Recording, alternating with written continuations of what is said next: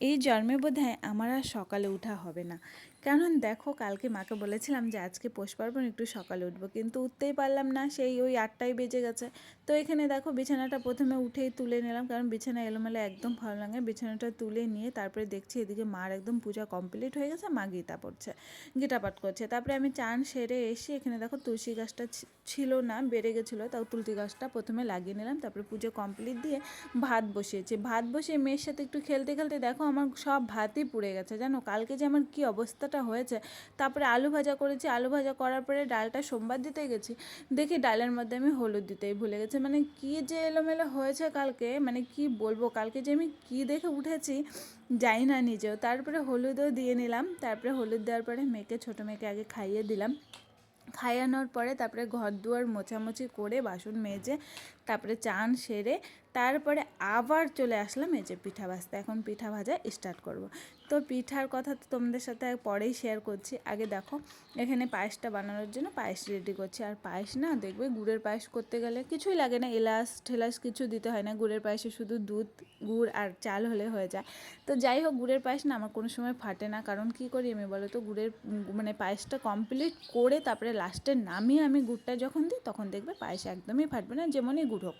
গুড়টা যেমনই হোক কিন্তু ফাটবে না। তোমরা পুরো পায়েস কমপ্লিট করবে, তারপরে গ্যাস অফ করবে, তারপরে পায়েসটা মধ্যে গুড় দেবে, গুড় যতটুকু পরিমাণে দেবে, দিয়ে নেড়ে নেড়ে তারপরে ঠান্ডা করে রেখে দেবে, দেখবে পায়েস একদম ফাটবে না।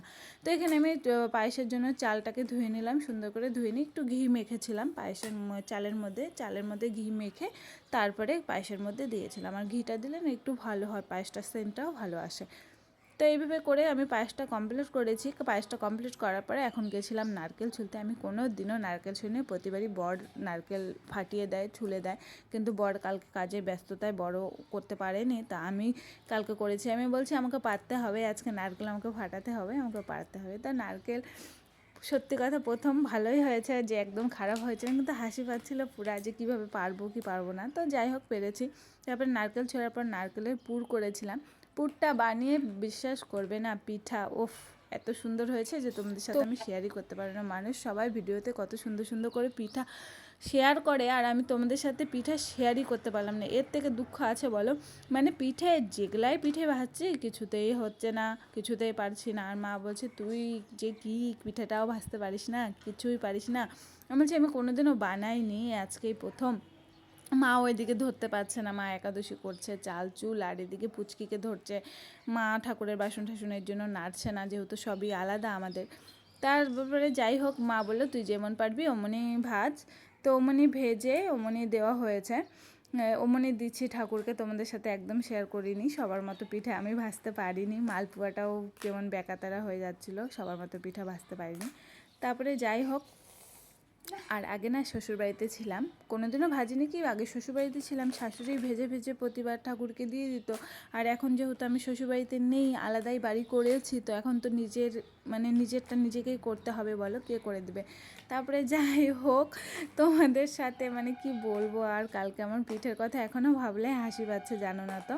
তারপরে নিজেই ভেজে যেমনই পেরেছি, যেমনই হয়েছে। আমি বলেছি যে ঠাকুর আমার নিবেই, শুধু একমাত্র সাদা পিঠেটাই ভালো হয়েছিল, যে সরাতে বানায় ওই পিঠেটাই ভালো হয়েছিল।